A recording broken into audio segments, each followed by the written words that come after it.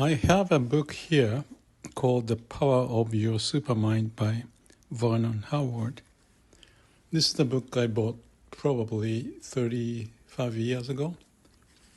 And after coming back from New Zealand and checking all the books I left and opening up, and this is page 5 at the beginning of this book.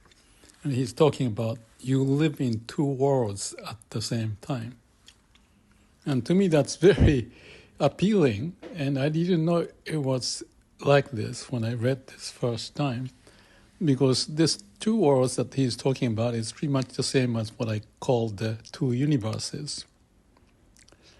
And if I can just touch on it, the first universe is the universe of the mind. And within that mind, we can think of this and that, compare good and bad, and which way to go, all of that.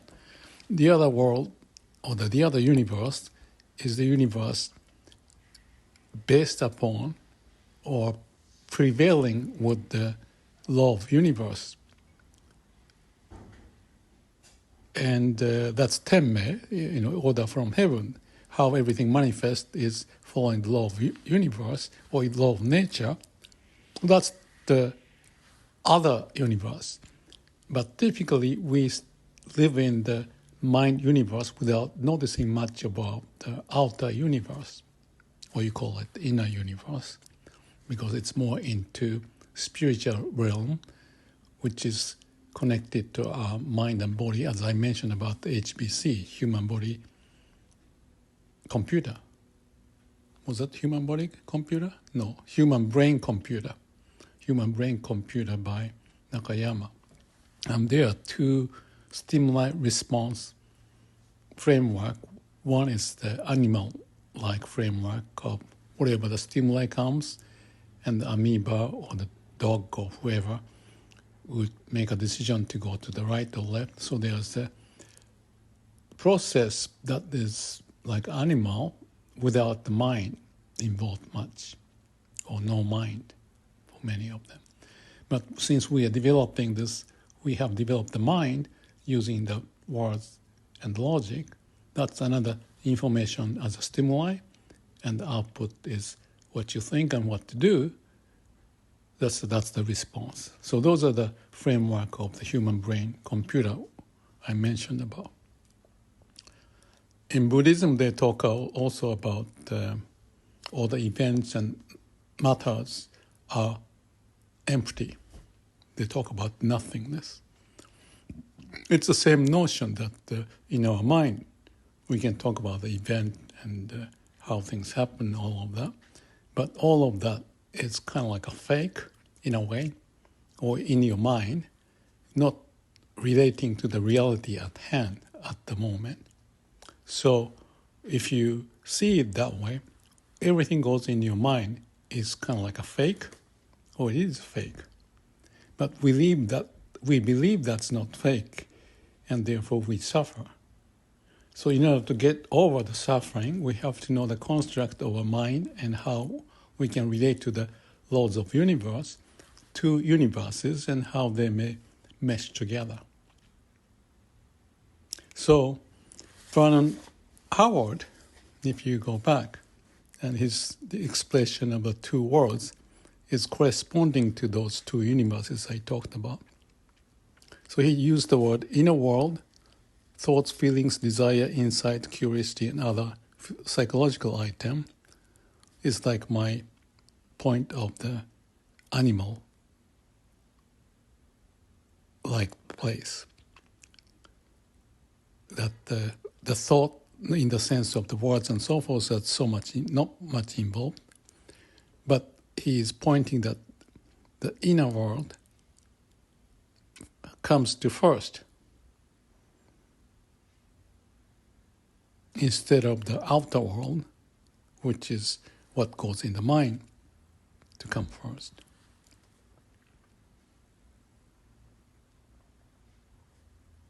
So he says, most important thing is that thinking of something in tomorrow, as an example, which will make us happy, is to postpone the enjoyment possible in today. So you are into the imagination world and playing with it. So if you live more from the psychic world, he call it, the spiritual world, the easier becomes your real living of life. You know what to do, and one thing you to do is to cease to be anxious toward whatever pops up in your mind about the financial problems, demands on the society, and all confusions that you may develop.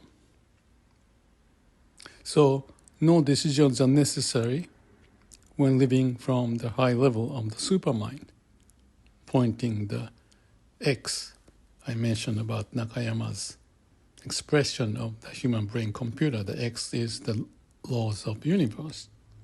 That is the true self. And what is false self, you can call it, is in the mind framework, which we believe is what we need to work on all the time, and pressuring, figuring out how to use the brain. And as a result, we develop this huge brain, which can do lots of work, lots of benefit to live longer using the tools and all of that. But if it's overly done and forgetting the source of where we're coming from and not connecting to the source of liveliness that is related to how we are here on this earth and living from moment to moment. If we forget that, you are into the fake world as opposed to have your feet on the ground and connected to the source. So if you learn how to do it, he call it the right stream. If we are in the right stream, we don't have to concern too much about the right and left and so forth. And we don't need to care what life decides for us. We just let it decide and happily enjoy the ride.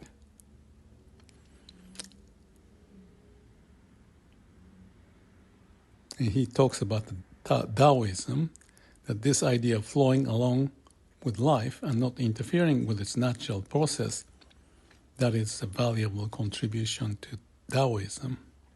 So realizing that you live in these two worlds or two universes simultaneously, that's if you can. But the first thing is to go out of the mind framework if you can, and that's the meeting of the, in Zen expression, meet before your parents are born, the original self, which is where you came from, the law of the universe that I talk about. So if you have a place connected to the inner world, or the connected to the laws of the universe, in my term, then you'll be at home, possibly in both worlds. So this is just to kind of like shaking the tree, because if we live in our mind, and this is everything, and that often is the case, because so much demand in what comes in to our mind, we need to respond to that, we feel. As a result, we become mechanical processor of how to respond to the needs of the society and how you to contribute.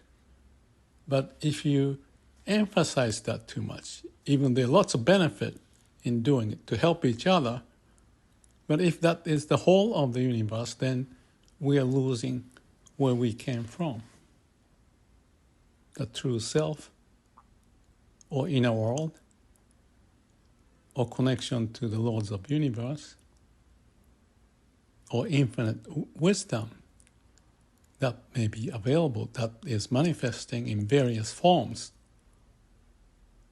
as I talk and watch what's outside, and the branches singing or swinging, and the birds singing, and all the amenities of production of wisdom of people that's available, the books and the chair, bed, and everything else.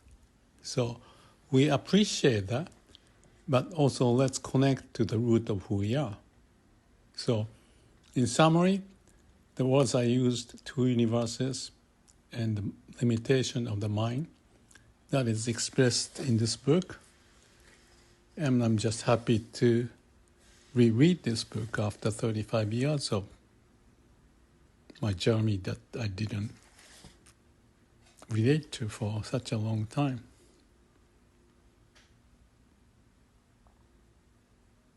So I'm happy to rediscover this book and understand what he's talking about. Hopefully this may become an interesting insight if you haven't noticed those two universe idea out of the limitation of the mind. And in there, if you can relate to that spiritual aspect, if you call that, there you find home, the ultimate home, which is where you came from, and which is where you are going to, and which is where you are at this moment. I think we can talk a little bit about Eckhart Tolle's comment, as I remember now. When he talks about the mind, he talks about 80% rule, I call it. 80% of the time he's into no mind state, being here and now. And that's the sense of vast emptiness or stillness that you sense within yourself, and that's the awareness and the state of being, or you can call it the state of awakened state, or even enlightened state, connecting directly or melting with the universe, so to speak. So when he used the mind, he said, or he's disturbed, let's say, what's going on in the world, he says in the background, he has that awareness always functioning. That's the living in two universes. In some occasion, the background become more emphasized and bigger and blissful, and your life energy is pouring, or sometimes the mind is taking over to create some difficulty to use the brain, which way to go, how to use it. And if you hit some difficulty, you still need to or wish to connect to the root, where the wisdom, source of creativity can be found. I think somewhere I mentioned that this is Nakayama-san talking. He calls the problem you cannot solve in the 2 or 3 days. Then he called that as a problem.